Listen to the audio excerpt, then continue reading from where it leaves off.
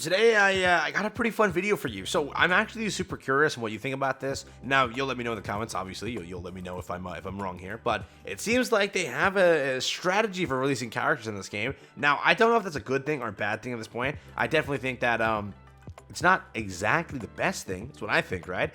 So if you don't already know, let's go through this, right? Like and subscribe, helps out a ton. We got dev notes yesterday. Highly recommend you check out that video. I have it up on the channel. Basically, they announced some great things, some great changes. I saw a lot of people also mad about it, but for the most part, it is wonderful changes. Being able to have a 1 in 5 chance to pick a character or get a character that is an SSR plus really cuts off the trash that you can potentially get. Now let's say this relatively. Let's say these two are considered trash. Let's say that. Now, you can guarantee a chance for Evan, Viol, Evan Kill, DEVS, and Zahard. Now, those are pretty strong characters. Let's say that is the case, yeah? Now, as more time, comes out, as more characters come out, or all this happens, this system will become very good. Because Evan will still be a great character, DEVS will still be a great character, Zahard will still be a great character, whatever might be a great character. So, at points, this will be a pretty good system, simply put, right? And then getting extra free summons every single day, pretty good system. Beyond that, releasing characters the way that they're doing is bullcrap, right? Because if you don't already know, we actually, so far in this game's timeline, want to go through it real quick? Our first ever character was in fact Hua. Hua released, red attribute, we're like, oh, that's pretty good. How does she do under the red attribute? She supports the team heavily, and outstandingly broken, actually, red character. Pretty freaking good, okay? Pretty freaking good. Now, following the release of Hua, we're like, okay, what's next? You're gonna give us a purple character, aren't you? Blue? Green, right? No, they said red again, baby, red again. Viol, we're like, okay, not bad. Viol is a red character, okay. Maybe Viol synergizes well with Hua, that's why they did it, all right? That was our initial speculation, which, again, it pretty much does. So we're like, all right, two characters, red. I like what you're doing here. Blue is next, right? You're gonna counter us with blue, ruin our day? No. They then went and released another character, which I don't have unrated for some reason. It is going to be, if I can find it right here. Yes. I don't know how to say her name. Let's just say, people say her name is Chia, something like that, but I don't know how to say it, so. Bunny Girl.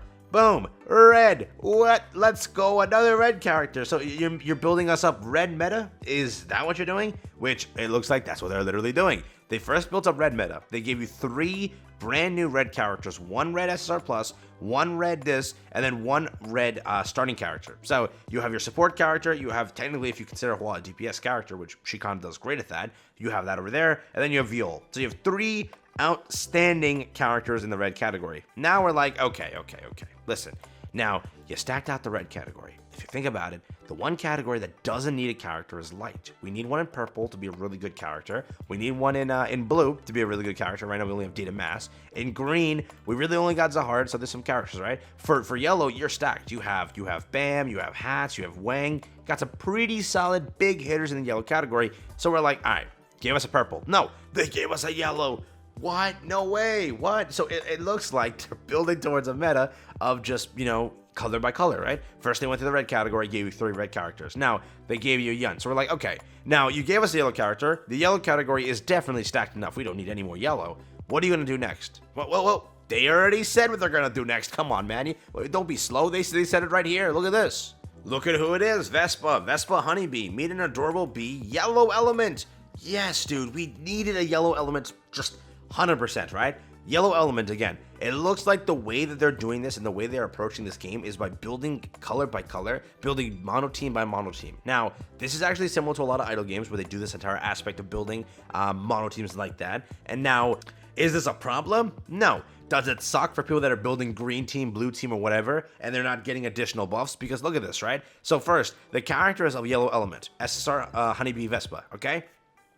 Now, beyond that point, if you scroll down over here, this is where it comes into an absolute thing of they are trying to entice you to pull on the aspect of building yellow team. In addition, if you form a team using only yellow element teammates, Vespa will be an attractive teammate with defense increase passive that can also be used as a tank, so please look forward to it. So, let's say that we don't give mono element team here, we leave Vespa as it is. This character will lose a big chunk of the buff, which is defense increase. Because again, you have now, if you were to think about it, Hats is a tank / DPS. He does very great at both things. He does lifesteal, he does everything. He is a well-rounded character. You have Yiwa being an outstanding character also. realize that what she can do is beyond broken. She can ult, and when she ults, she absolutely shreds the battlefield. Now, let's say you have Hats defending her. Now you increase another character with defense increase, being an absolute tank, being Vespa. That gives you an absolute insane synergy for this one element. Now, they are enticing you to pull fully for that reason. Now, if I were to go through, ignore this. This is, ignore this, right? This is Decay, the other game that I play. But if we were to go to character aspect, right? Let's go to character aspect. So, if we filter by yellow, you already have a huge yellow team. Now, let's say they do release compressed rack. Oh my god, dude, yellow is going to be broken. But you have Bam being your support unit for yellow. You have Evan being your healer for yellow. You have Hats being your DPS/tank for yellow. Now, let's say in this situation, we cut out, you know, because if you do Yun, scratch that actually. You can, so there you go. That's your team actually. I'm stupid. Bam is 1, Hats is 2, 3, 4, and the new Vespa is 5. This team is basically unstoppable. You have a healer, you have a pseudo tank, pseudo DPS, an absolute broken DPS, an absolute broken support unit, and then you throw in a new tank that's also a DPS.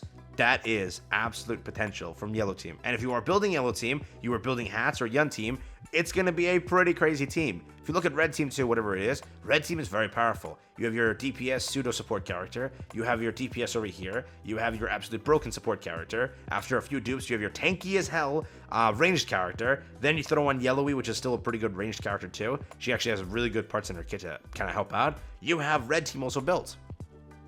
So for whatever aspect it is, I don't know what they're chasing, because if you look at the blue category, you know, really it's like Hatsling and Mass are like the best characters. Beyond that, you're lying to yourself if you feel anybody else is good.